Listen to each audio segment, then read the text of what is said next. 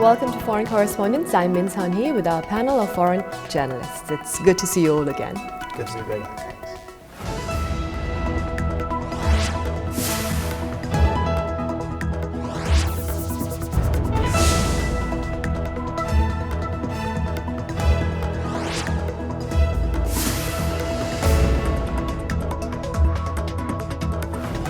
This past Tuesday in the United States, Republican nominee Donald Trump won the ticket to the White House, pulling off one of the greatest upsets in political history, according to many media organizations. In our first report, we take a look at the man who will become the 45th President of the United States. Donald John Trump has been elected the 45th President of the United States.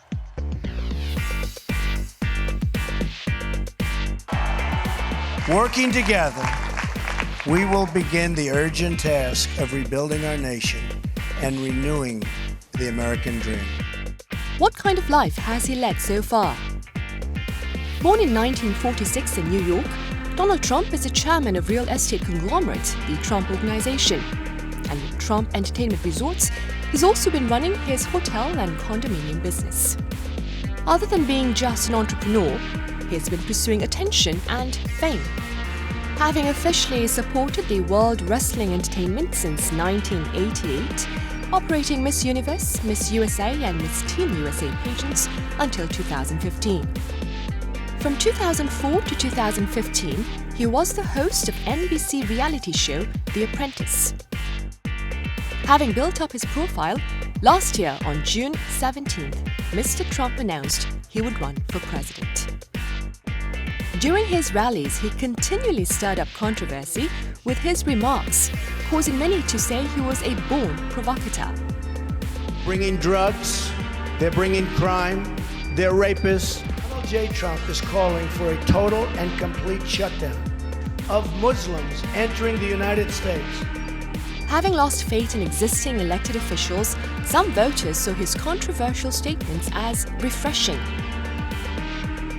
American voters' deep desire for change and reform gave birth to what's now become known as Trumpism. According to poll results, Mr. Trump was able to secure more votes from non-urban, Christian, married, and less educated white men. Tremendous potential. It's going to be a beautiful thing. Every single American will have the opportunity to realize his or her fullest potential. Donald Trump, often labeled a political maverick and outsider, was chosen by the Americans as their next president. Now, what was your reaction upon hearing that Mr. Trump had won? Marcus, we'll start with you. I was very surprised. In fact, at the newspaper where I work, there was a bet going on who would be president, and you could bet about $20 or 20,001 on who would be president and by how many electoral votes, and everybody got it wrong except for one person. The newspaper's cartoonist, he was the only one who voted for Trump. So he won the bet. He won a lot of money. But the foreign editor, all the political analysts, they all got it wrong. And I was very surprised as well. I see. What about you, Lise? Same thing. I mean, it was a stunning victory by Donald Trump. I know, because last week we'd all predicted that Hillary Clinton would win. And this, of course, our sentiments were echoed by polling averages, right, for almost the entire election. Well, I like to think my sentiments were echoed by the polling. Right. And I think really the polling was off. I opened my computer and to watch the sort of early returns, and I was kind of confused, and I thought, okay, maybe this is just the beginning and not that many people have reported, but as the day moved on, my sort of surprise turned to shock as well. So what do you see as having paved the path to Mr. Trump's victory, Frank? Well, I think really he won the white middle class vote, which are traditionally more of them tend to vote for Democrats. I think that he really resonated with them, talk about how he'll restore jobs to middle America. So you had white people without college education coming out and voting solidly for Donald Trump. Right. Elise, what about your thoughts? So one thing we have to remember, and we talked about this in the pre-election episode, was that Americans don't directly elect a president, and if they did, we'd be in a universe where Hillary Clinton would be president right now. She actually won more total votes of Americans. It started out at 200,000 more votes than Donald Trump, and it's actually climbing as more absentee ballots from many expatriates and mail-in ballots are getting counted. So he won more states. It is attributed to this sort of anti-establishment mood and anger at banks and anger at liberal elites or people who are seen as liberal elites, academics, people in Hollywood. It's also, somebody in CNN described this as a white lash. This is really racial because he ran on he became prominent on the idea that the president of the United States, who was a black man, was not legitimate, not born in the States.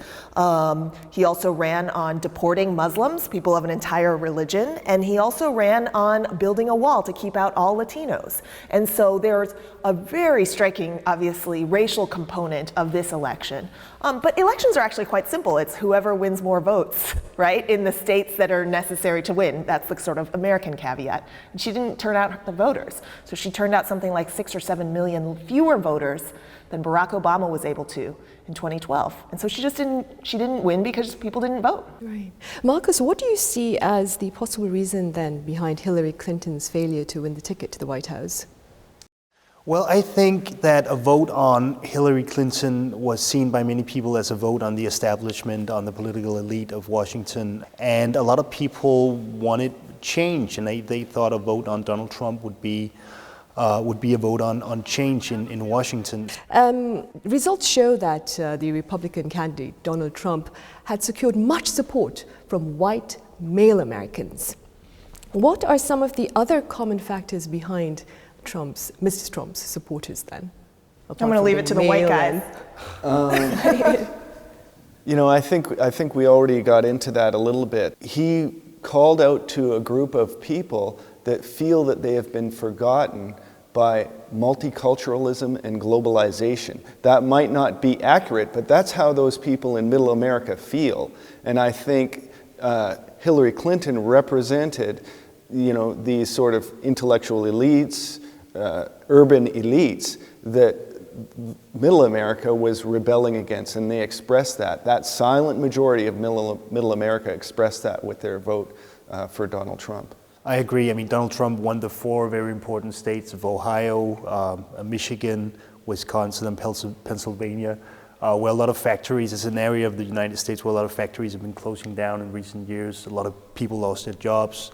And I think Trump's message of trying to keep jobs in the United States really resonated with a lot of voters there, and that's what helped him win the presidency. And there are very real economic hardships happening in the Rust Belt for folks who lost manufacturing wages. So back in the 50s and 60s, which is sort of the notion of the time that a lot of these voters want to go back to, at least the sort of the most solidly Trump supporters, in the time of the 50s and 60s, there were 2 paths to prosperity in America. There was the white-collar path, in which you got an education and then was able to provide for your family and maybe buy a house. But there was also a blue-collar path, in which there was dignity to your work every day, you were part of a union, and you also earned good enough wages that got close to the white-collar colleagues, that also gave you a sense of sort of self and community and value, and that you could also put food on the table and buy the things that your kids wanted to buy.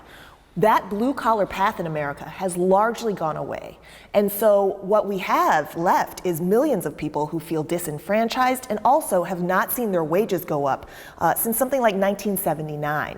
And so that's a real problem, and that's been ignored by not only the Republicans, but also the Democrats. And the Democrats are the party that traditionally are supposed to be speaking up for blue-collar voters. But I think, I agree with Elise here. I think that they haven't been doing that. They haven't been doing that enough. And you're seeing that Middle America, that pathway to a house, that group of people, their prospects are shrinking. Middle America is shrinking, and impoverished America is growing. Right. Now, come January 20th, 2017, Donald Trump will be sworn in on the steps of the U.S. Capitol as the 45th president. In this report, we take a look at the reaction to his election and his campaign pledges.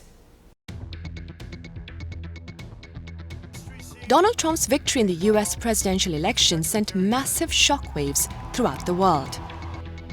Some newspapers even expressed outright concern and discontent in their headlines. This concern largely comes from Trump's campaign pledges. A closer look at his election promises reveals trade policies that aggressively prioritize America's national interests, a rollback of energy regulations, and the deportation of illegal immigrants. In short, they are America First policies. And this trend extends over to policies on Korea as well. Mr. Trump has argued that Korea should take on a bigger defense cost-sharing burden and has called for a renegotiation of the Korea-US Free Trade Agreement. But it's too early to place a great deal of weight on undue concerns. Those in Washington's political circles believe it's unlikely that as a world's superpower, the US will so easily be driven by rash and unpredictable decision-making.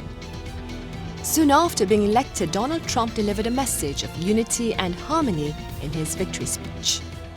I say it is time for us to come together as one united people. And while it's difficult to predict what a Trump era will look like, a lot of eyes remain on what changes he will bring to America and the rest of the world. Media reports show right after Mr. Trump's victory, global markets went into turmoil, with experts forecasting the long-term effect to be worse than that of the Brexit vote back in June. So why the negative response from stock markets worldwide, Frank?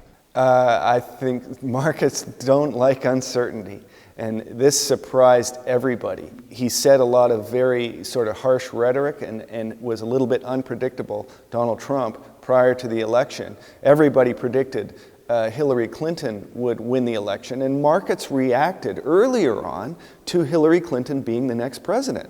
So when Donald Trump won the election, the markets had to adjust and panicked. And also, it looked for a while there that it might be a contested election, that the votes might be as close as they were in 2000. So the decision might drag on for days, and there would be a recount. And the markets, I think that's one of the reactions. That's why the market reacted initially the way it did as well, because that would mean a longer period of uncertainty. But now the markets are up now, Right. Because Donald Trump is pro-business. He's all about growth. He's all about doubling economic growth in the United States. He's about tax cuts, and the market seems to be reacting very positively to his economic policies. Right, they are right now. What are some of your fears, Elise, perhaps regarding his policies? Well, there's actually a lot of open questions. I guess the biggest sort of overall fear is that we don't know enough about them. Because Donald Trump was never really scrutinized as somebody who could potentially be president. And so there's a lot of questions now about what he means for various alliances around the world. I think his lack of interest in foreign policy is a very relevant question. His likelihood to sort of cozy back up with Russia at a time when Russia has been trying to encroach on various parts of Eastern Europe is pretty astonishing, I think, to the national security and the foreign policy community. Domestically in the United States, the big concern is that a lot of the racism that has always existed and anti-certain religions attitudes have now gotten a voice and sort of felt empowered. And so what we're seeing is a real uptick in racial and religiously charged violence. To see that in a country that was supposed to be founded on these values of inclusiveness is very disheartening. Frank, Mr. Trump's victory has brought in a strong wind of change as America ventures into uncharted territory. But this also opens up the prospect of opportunity. What perhaps are some of the things we could look forward to under his leadership? I would say that the energy sector is one. The carbon energy sector, unfortunately, he's probably going to withdraw from the Paris Agreement and boost America's investment and exploration and mining of carbon energy. Something like one report I read, the U.S. is going to pump 20 gigatons, that's a million tons or billion tons of CO2 equivalent into the atmosphere in the next 15 years. It will, by abrogating that agreement, other countries will be more likely not to uphold that agreement. So this is really kind of a bad thing. I think, for the environment. But if you're a miner, or if you're in the carbon energy sector, if you're in the oil sector in the United States, it's probably a good thing for you. I see. What about for Europe? Is there anything that the continent could look forward to under Trump's leadership? You know, it's interesting because I was just looking at some of the reactions in European media to Ronald Reagan's winning the presidency in 1980, because there are some similarities there, and a lot of European media were very concerned when Ronald Reagan won in 1980, and they thought that there would be a divide between the U.S. and European countries, because they were saying that Ronald Reagan was all about defense spending. He was a gun nut. He just wanted to increase the tensions between different countries in the world, and they thought that he would create a divide between Europe and the U.S. And I think a lot of people thought that the same would happen with Donald Trump. I mean, it remains to be seen, but it's interesting that there are those similarities, I think. Let's turn to bilateral ties between Korea and the United States. Now, during his campaign, Mr. Trump called on Seoul to shoulder a greater share of the burden of having American soldiers stationed in the country, and he also spoke of the possibility of nuclear armament of the Korean Peninsula. How do you foresee Seoul's ties with Washington under a Trump administration, Elise? It really depends on who he chooses for his advisors, because Trump has actually shown a very, very short attention span and not that much interest in Korea and Japan. I mean, his real interest is slapping higher tariffs on China, which is going to be a much bigger deal and a much greater geopolitical potential problem. But he spoke with President Park Geun-hye of Korea and Prime Minister Shinzo Abe of Japan on Thursday. He spoke with Abe for 20 minutes. He spoke with Park for 10. In both conversations, just said, we're with you 100%. And so the alliance seems to, at least verbally, remain the same. Of course, Donald Trump wildly reverses himself on all sorts of matters, and has not necessarily said that Korea needs to pay all of the share of having US bases, or that Japan needs to pay all of the share, but that they need to pay their, quote, fair share. It's interesting, these agreements between Korea and Japan on bases and who shoulders what costs come up every 5 years, and it's coming up next year. So it'll be under a Trump administration that these cost burdens get renegotiated. And so it'll be interesting to see what comes out of that. But so far, the word from President-elect Trump is that the alliances with Japan and Korea remain the same. Yeah, and getting back on that issue, getting back to something Marcus said, I think that, prior to the election, a lot of Trump's rhetoric was really quite strong, and we might look at those now as sort of staking out a negotiating position from which to move from. And I think we're already seeing him walk back a little bit from his strong campaign rhetoric to move to sort of more responsible governing comments and governance. So for South Korea, for example, OPCON transfer, that's something that Victor Cha has come out and said, an American analyst has come out and said, Donald Trump might decide or see OPCON transfer move back to South Korea for South Korea to take on more responsibility. The same with the burden sharing. It's something like $900 million. He might ask for South Korea to pay more of that. It's also seen as a boost here, sort of worrying boost to people in South Korea that want to have nuclear weapons here, and to Abe's movement to normalize Japan's constitution, enable them to have more of a standing army. That's a little bit worrisome for the region, I think. Right. Following the Republican victory, one media organization published a cover with the title "House of Horrors" against the backdrop of the White House.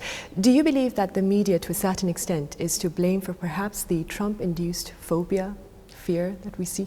Well, I thought it was interesting to compare the reactions to Trump being elected president to how the media in Europe, but also in the US, but especially in Europe, perhaps reacted to the election of Ronald Reagan back in 1980, because today you have like a French daily newspaper like Libération having their front page saying American Psycho, and then they have a picture of Donald Trump. You have similar reactions in other newspapers in Europe.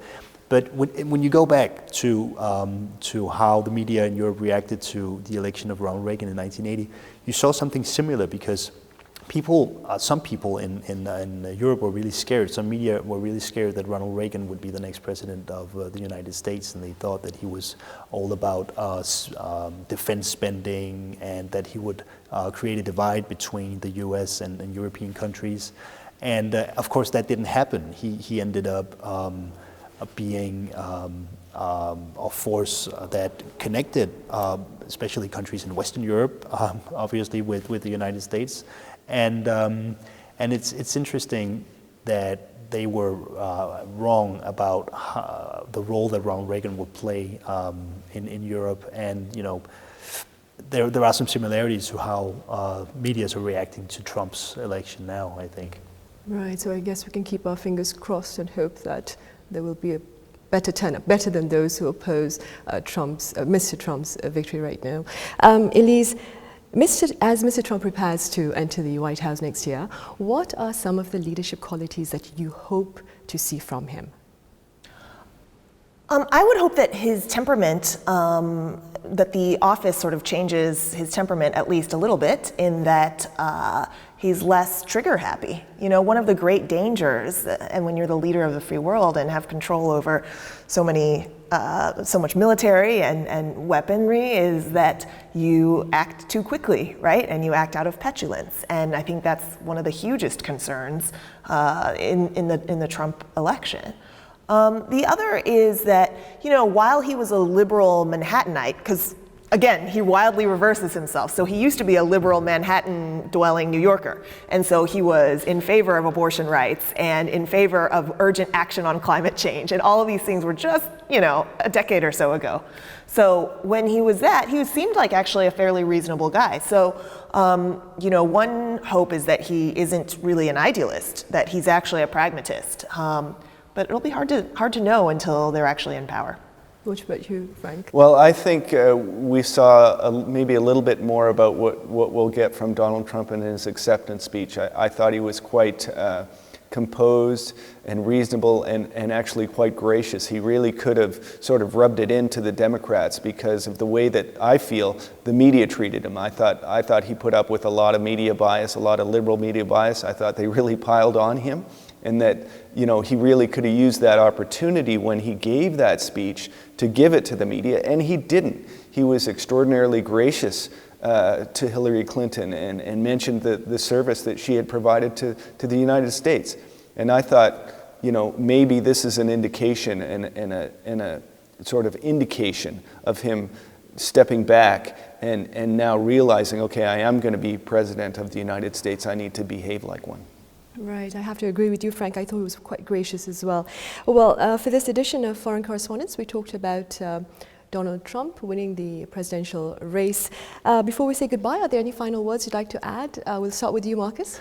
Well, it's going to be very interesting to see what team he's going to put together, who Donald Trump is going to choose as his senior advisors going forward. So that's going to be, of course, crucial in the policies he's going to set out. And there is a real hope, I think, that he's going to bring that change to Washington that a lot of voters, it's the reason that a lot of voters voted for him, that he's going to brings some form of positive change. He's going to be able to shake things up in Washington in a good way. So that's the hope you can have, I think.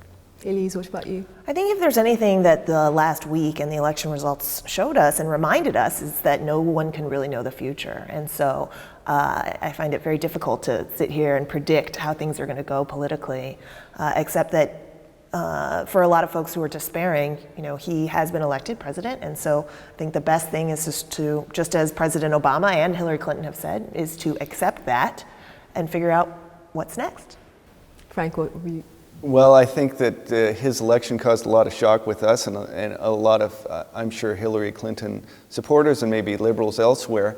And I think once that shock sort of settles in, it'll dissipate a little bit. And I think that, like as Hillary Clinton said, you know, and Obama has said, the sun will come up another day, and maybe we don't need to panic too much and give the new president a chance.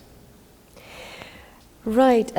Napoleon Bonaparte said, "A leader is a dealer in hope." And we pray that Mr. Trump will work to transform the past bitter months of battling to heartfelt hope for a new beginning as America starts a new chapter.